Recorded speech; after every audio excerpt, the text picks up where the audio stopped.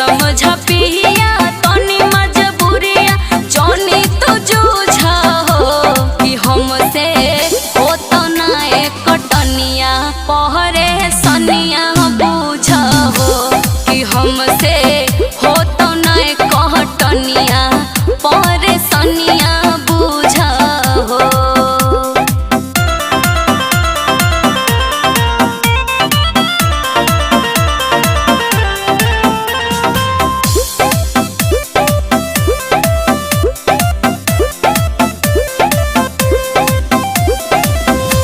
देखी देखी सीख जाइमी सब काम धनिया साल भर शादी के भेगली पुरानिया।